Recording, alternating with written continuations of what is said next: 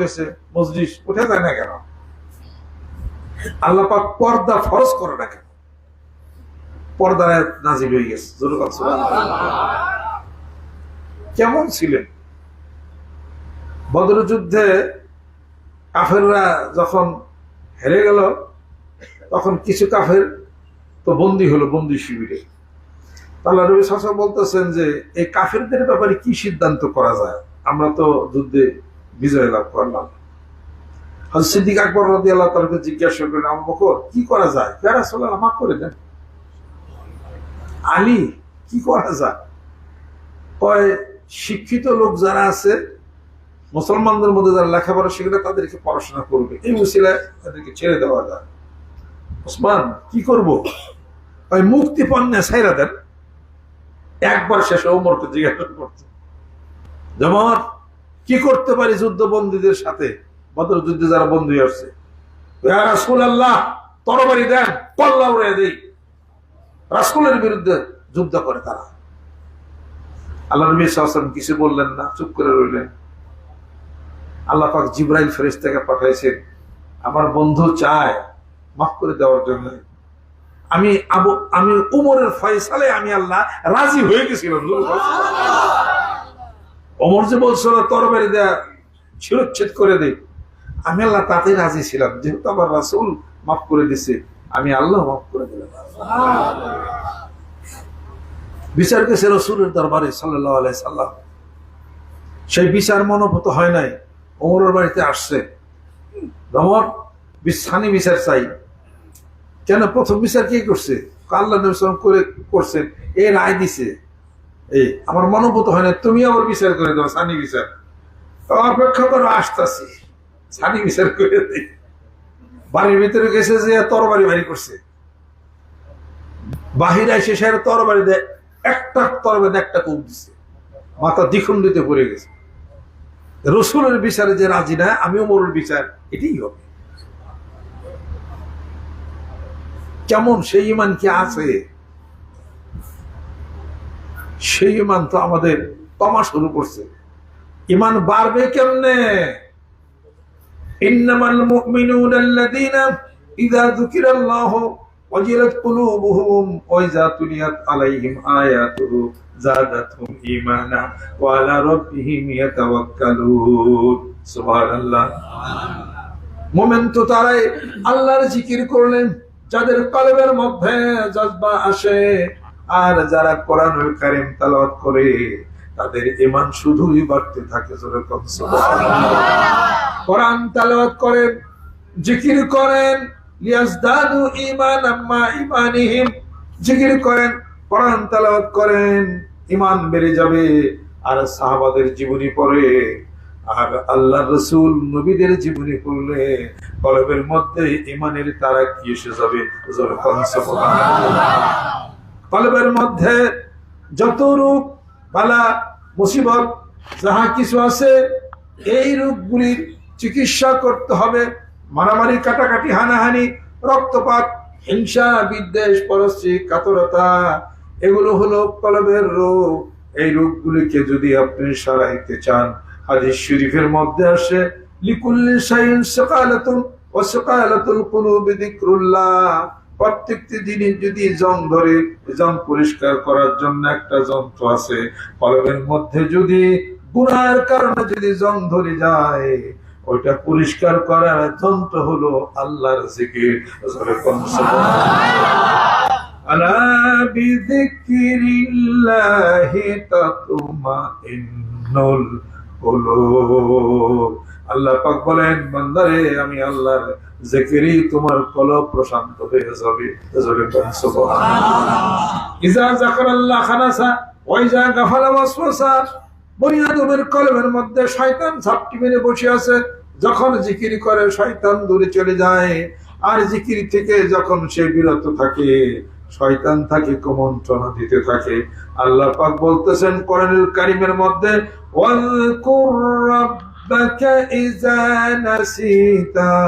বান্দারে যখন ভুলে যাও, আমি আল্লাহর স্মরণ করো, আমি আল্লাহর জিকিরের মধ্যে দাখিল হয়ে যাও। সুবহানাল্লাহ। এই আল্লাহ পড়াশোনা ইমান বাড়ে কিনা? জোরে কর। আল্লাহর ওলিদের কারামত সত্য, সাহাবাদেরও কারামত সত্য, নবীদের মুজিজা সত্য। নবীদের হলো মুজিজা, সাহাবাদের হলো কারামত, আর সাধারণ মানুষ আল্লাহর ওলিদের মোত্তাকে পরিচিত সেটাও কিন্তু কারামত। কারণ সাহাবি সাহাবি সাহাবি তো নবী না, সাহাবি তো নবী না। ওমর রাদিয়াল্লাহু তাআলা খুতবা দিতেছিলেন এমন সময় নেহওয়ানদের যুদ্ধে, তখন যুদ্ধ হচ্ছিল। তিনি বললেন, ইয়া সারিয়াল জাবাল, সেনাপতি সারিয়া, আই ইত্তাকুল জাবাল, এই সেনাপতি সারিয়া পাহাড়ের দিকে তাকাও। 1250 মাইল দূরে। কেমন দেখছিলেন? কোন চোখ দিয়ে দেখছিলেন? ফেরাসতের চোখ দিয়া। জোরে কোন সুবহানাল্লাহ। আলী রাদিয়াল্লাহু তাআলা আনহু স্বপ্ন দেখতেছেন আল্লাহ নবী সাল্লাল্লাহু আলাইহি ওয়াসাল্লাম 2টা খেজুর দিয়েছেন, সেই খেজুর খাইছেন। ফজর নামাজের পরে মসজিদে নববীতে আসছেন, আসার পরে একজন এক বাটি খেজুর নিয়ে আসছে। খেজুর বন্টন করতেছে কে? হযরত ওমর রাদিয়াল্লাহু তাআলা আনহু। বলতেছেন, তুমি নাও 3টা, তুমি নাও 5টা, তুমি নাও 7টা, সবাইকে খেজুর বেশি বেশি দিতে। আলী রাদিয়াল্লাহু তাআলা ওখানে আসছেন, বলতে আলী তুমি নাও 2টা। সবারই বেশি বেশি দিলেন, আমারে 2টা খেজুর দিলেন। আলী, গতকাল রাত্রিতে আল্লাহ নবী সাল্লাল্লাহু আলাইহি সাল্লাম স্বপ্ন যোগে তোমাকে যে 2টার অধিক খেজুর দিত, আমি ওমর বেশি খেজুর দিতাম। আলী রাদিয়াল্লাহু বললেন, ওমর এটা তো স্বপ্নের ব্যাপার, তুমি জানলা কেমন? এটা হলো ফেরাসতের চোখ। জোরে কোন সুবহানাল্লাহ। ফেরাসতের চোখ। কাজে সেই ইমানের প্রচন্ড গতি আমাদের মধ্যে আসতো, যদি সারা পৃথিবীর রাজত্ব তা আমরাই করতাম। এখন তো আমরা করি না। 2 লাখ টাকা ব্যবসায় যদি খাটাই, যদি ক্ষতি হয় তাহলে নামাজ বাদ দিই, ব্যবসা করে দেবেন। আল্লাহ কি কেন 2 লাখ টাকা ব্যবসা খাটাইছে, আমার 30,000 টাকা নেই, নামাজ করে কি হবো? তুমি রেখে কি হবো? হ্যাঁ, দাঁড়িয়ে রেখে কি হবো? বিপদ দেন কে? বিপদ নেন কে? সবই তো আল্লাহর হাতে। আল্লাহ পাক বলেন, সব তো আমার হাতে, রাজত্ব তো আমার হাতে।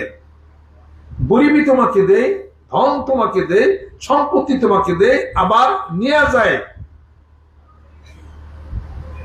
নদীর এই কুল ভাঙ্গো, ওই কুল গড়ো, এই তো নদীর খেলা। সকালবেলা ভাঙ্গরে নদী, গড়ো সন্ধ্যাবেলা। এগুলো হলো মহান কুদরতের আল্লাহর হলো খেলা। ইয়াহাবু লিমান ইয়াশাউ ইনাসা ওয়া ইয়াহাবু লিমান ইয়াশাউ যুকরা আও ইউযাব্বিজুহুম যুকরান আও ইনাসা ওয়া ইয়াজআলু মান ইয়াশাউ আকিমা। সুবহানাল্লাহ। ছেলে দেন কন্যা দেন কে? আল্লাহ। ছেলে কন্যা তোমরাই দেন না, কে? আল্লাহ। বন্দাবানে রাখেন কে? আল্লাহ। আবার বুইড়া বয়সে সন্তান দেন কে? আল্লাহ। জাকারিয়া সাহেব বলছেন, রব্বিল আতাদারিন ফারদা ওয়া আনতা খায়রুল ওয়ারিসিন। আরে বৃদ্ধ বয়সে হয়ে গেল সন্তান। জোরে বল সুবহানাল্লাহ। ইয়াজিদ ইবনে মুয়াবিয়া রাদিয়াল্লাহু তাআলা আনহুর একটা অসুখ হয়েছিল, ইরকাতুন নিসা, সেটা। তো সেই অসুখ হলো যে তিনি জানতে পারলেন যে মুয়াবিয়ার বংশে যে আসবে, নবীর বংশ ধ্বংস হবে তার মাধ্যমে। পণ করলেন বিয়েই করুন না, আমার গর্ভে সন্তান হবে, নবীর বংশ ধ্বংস হবে। জিয়াজিদ বাহিনীর হাতে ধ্বংস হয়ে গেল। কবি বলতেছেন, তাই মহরমের চাঁদের অধীনে কি ঘটাইলেন রব্বানা,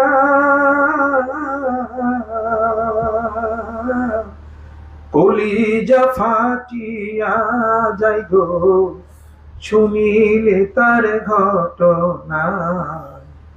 মহরমের চাঁদের অধীনে হাসান শহীদ জহরেতে, হোসেন শহীদ কারবালা,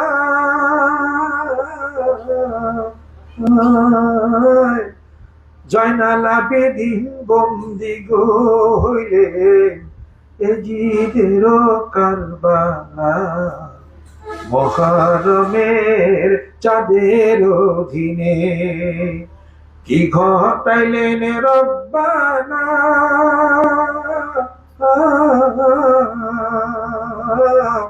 কলিজা ফাটিয়া যায় গো শুনিলে তার ঘটনা মহরমের চাঁদের অধীনে।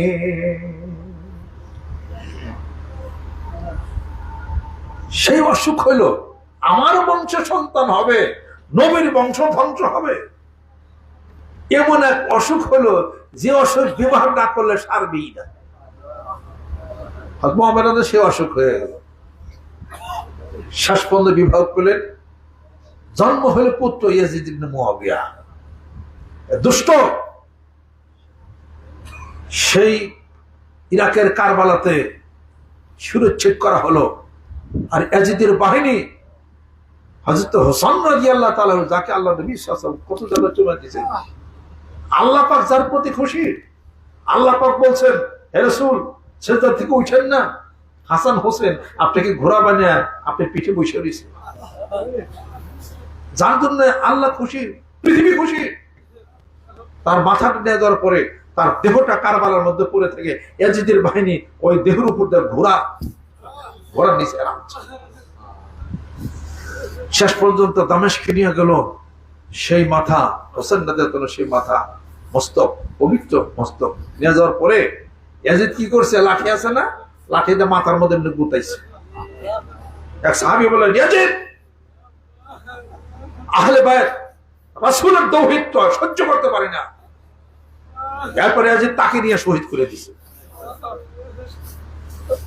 অন্যান্য রাদিয়াল্লাহু কি সেটা অন্যান্য জুতা পিটা।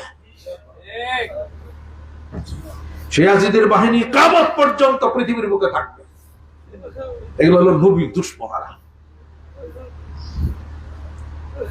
আমি আপনাদের খেদমত আরজ করতে চাই, ইসলাম জিন্দা হতে হ্যায় হর কারবালা के बाद। যেরকম সুবহানাল্লাহ, একথা মনে রাখতে হবে। মুসলিম হে হাম ওতন হ্যায় সারা জাহাं हमारा, सारा जहां हमारा। मुस्लिम है हम वतन है सारा जहां हमारा, सारा जहां हमारा। গোটা বিশ্ব পৃথিবীর মালিক আন্নাল আরদা ইয়ারিসুহা ইবাদিয়াস সালিহুন। যেরকম সুবহানাল্লাহ। যারা সমাজের সংস্কার করে, যারা সলে বান্দা, যারা নেককার, তাদের জন্য হলো পৃথিবীর রাজত্ব। যেরকম সুবহানাল্লাহ।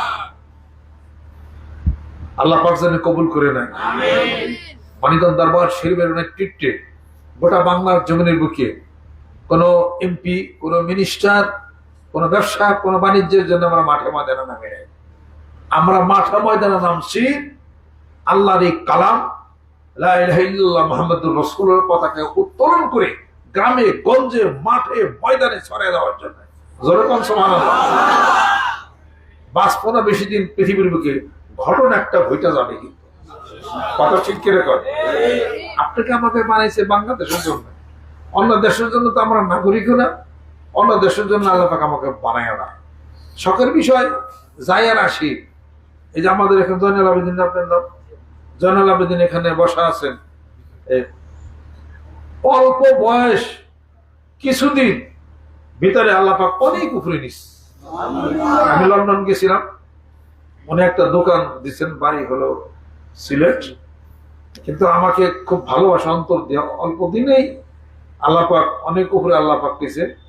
হাত দেল অনেক বিরাট, দান ধ্যান সিলেটের ওই এলাকাতে কোনো কিছুতে কম নাই। মানুষ এত বেশি নামাজ পড়ে মাপ পায় না, খুব নামাজ পড়ে আচার ব্যবহার ভালো না, অত বাইরে বাইরে করে জাহার নামে। ওই সমস্ত নামাজের আল্লাহ ঠেয়ে আছে নাকি? আল্লাহর কি নামাজের টাকা? আপনি কিসের নামাজ পড়েন?